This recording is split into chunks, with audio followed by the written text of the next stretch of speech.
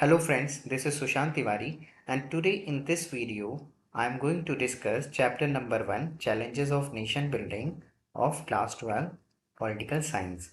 तो चैप्टर 1 हम दो पार्ट्स में करेंगे। तो सबसे पहले आज जो हम पार्ट देख रहे हैं वो पार्ट 1 है चैप्टर 1 का।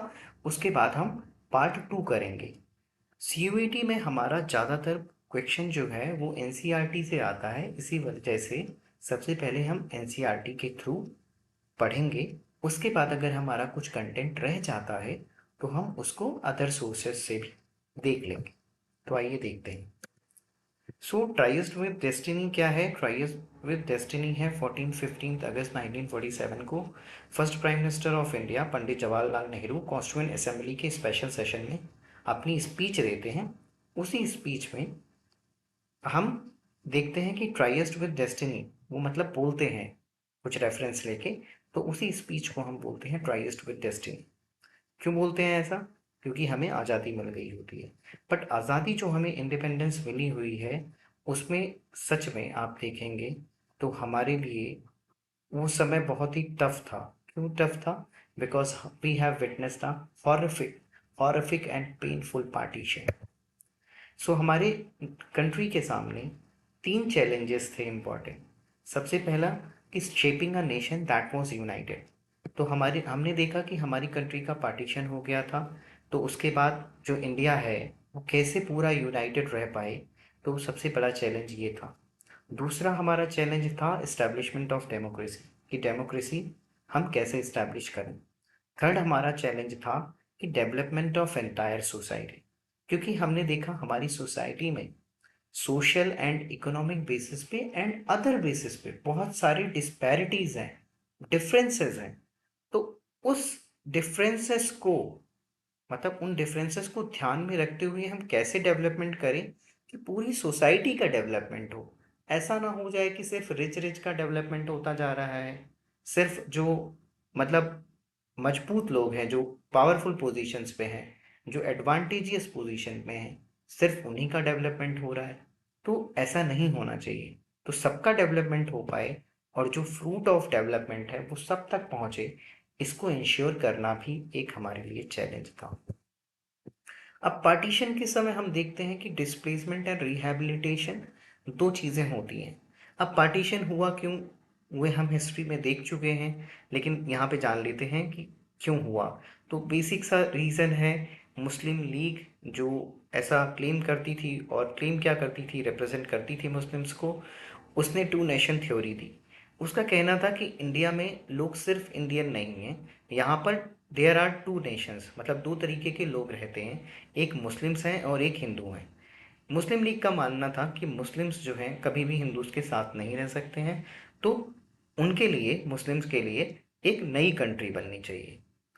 तो अब ये जो कहना कि एक नई कंट्री बननी चाहिए थी वो इतना आसान नहीं था। तो कैसे इस कंट्री जो यूनाइटेड इंडिया है उसको कैसे डिवाइड करना है, ये भी उस समय ब्रिटिश इंडिया के लिए, ब्रिटिश गवर्नमेंट के लिए एक बहुत बड़ा चैलेंज था। तो दो एरियाज थे, two areas of concentration of Muslim, one in east and other in west. तो ईस्ट में क्या था? बंगाल था। वेस्ट में पंजाब था। So these two parts could not be join. क्यों नहीं ज्वाइन किए जा सकते थे? Because because both parts were separated by a long expanse of Indian territories। तो ज्योग्राफिकली उन लोगों को नहीं जोड़ा जा सकता था। तो एक पार्ट बन गया ईस्ट पाकिस्तान, एक पार्ट बन गया वेस्ट पाकिस्तान। तो पंजाब वाला जो जो जो पंजाब की तरफ वाला एरिया था उसको वेस्ट पाकिस्तान बोला जाने लग गया। जो बंगाल की तरफ वाला एरिया था उसको ईस्ट पाकिस्तान बोला जाने लग गया था। अब हम इसमें ही देखते हैं कि उस समय भी कुछ ऐसे मुस्लिम लीडर्स थे जिन्होंने पार्टीशन का खुलकर विरोध किया। दे स्टॉन्चली अपोज द पार्टीशन। उसमें से एक थे खान अब्दुल गफ़र खान। आप देखते होंगे दिल्ली में खान मार्केट है एंड गफ्फार मार्केट है, तो वो इन्हीं के नाम पे है। खान अब्दुल गफ़र खान जो थे एक स्पिरिचुअल एंड पॉलिटिकल लीडर थे। कहाँ से? नॉर्थ वेस्टर्न फ्रंटियर प्रोविंस से, NWFP। और इनको फ्रंटियर गांधी भी बोला जाता था। इन्होंने खुलकर पाकिस्तान बनने का विरोध किया। बट लास्ट में इनके प्रोविंस को पाकिस्तान में मर्ज होना ही पड़ा। खान अब्दुल गफ़र खान को बादशाह खान और पाचा खान भी बोलते थे। इन्होंने एक खुदाई खिदमतकार ऑर्गेनाइजेशन है उसकी नींव रखी और उसका क्या काम था, anti colonial non violent resistance movement थे। तो उन्होंने क्या किया, पार्टीशन को अपोज किया और जब कांग्रेस ने पार्टीशन को एक्सेप्ट कर लिया तो उन्होंने कांग्रेस के लिए कहा कि you have thrown us to the walls. बाद में खान अब्दुल गफ़र खान को 1987 में भारत रत्न मिला। तो ये पहले और अभी तक आखिरी ऐसे पाकिस्तानी हैं जिनको भारत रत्न दिया गया है। अब bifurcation of Punjab and Bengal, हम देखते हैं कि bifurcation of Punjab and Bengal आसान नहीं था, बिकॉज पंजाब एंड बंगाल में ऐसा नहीं था कि सिर्फ मुस्लिम्स ही रहते हों या सिर्फ हिंदूज ही रहते हों। तो मेजॉरिटी नो डाउट मुस्लिम्स की थी, बट हिंदूज भी कई सारे डिस्ट्रिक्ट में मेजॉरिटी में थे। तो बाइफर्केशन का लेवल क्या था, बाइफर्केशन का लेवल था डिस्ट्रिक्ट या उससे नीचे का लेवल, कि मतलब अगर हम पंजाब को बांट रहे हैं तो हम डिस्ट्रिक्ट वाइज बांट रहे हैं कि एक डिस्ट्रिक्ट में मुस्लिम्स मेजॉरिटी में हैं या हिंदू मेजॉरिटी में हैं।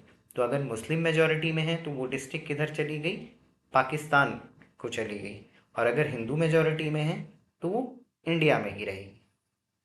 तो हमने ये देखा रिलीजन के बेसिस पे कि रिलीजियस मेजॉरिटी पर्टिकुलर डिस्ट्रिक्ट में या उससे लेवल की जो हम यूनिट ले रहे हैं उसमें कौन मेजॉरिटी में है, तो उसी के हिसाब से पार्टीशन हुआ। लेकिन 14 और 15 अगस्त की मिडनाइट में लोगों को ये नहीं पता था कि वो इंडिया की तरफ आ रहे हैं या पाकिस्तान की तरफ, जो बॉर्डर एरियाज में लोग रह रहे थे। तो आप सोचिए उनके लिए ट्रॉमा कितने ट्रॉमा की बात रही होगी ये। अब कंसिक्वेंस ऑफ पार्टीशन आप देखते हैं कि 80 लाख लोगों को माइग्रेट करना पड़ा। 5 से 10 लाख लोग कहा जाता है कि पार्टीशन रिलेटेड वायलेंस में मारे गए। ये महात्मा गांधी जी की फ़ोटो है नोआखली की। नोआखली अभी करंटली बांग्लादेश में है, उस समय ईस्ट पाकिस्तान में था। पार्टीशन हुआ तो उसका कंसिक्वेंसेस हमने देखा। पार्टीशन में जो माइग्रेशन हो रहा था वो ट्रेन से भी हो रहा था, करीब करीब 10 लाख लोग मारे गए। तो ये रहा हमारा part 1 challenges of nation building, और पार्ट 2 इसके बाद हम लाएंगे, और वो भी ऐसे ही शॉर्ट वीडियो होगा, बट शॉर्ट वीडियो है बट इसमें हमने सब कुछ कवर कर रखा है ऑलमोस्ट। तो ऐसे ही और वीडियोस के लिए आप चैनल को सब्सक्राइब करें, वीडियो को लाइक एंड शेयर ज़रूर करें। Thank you.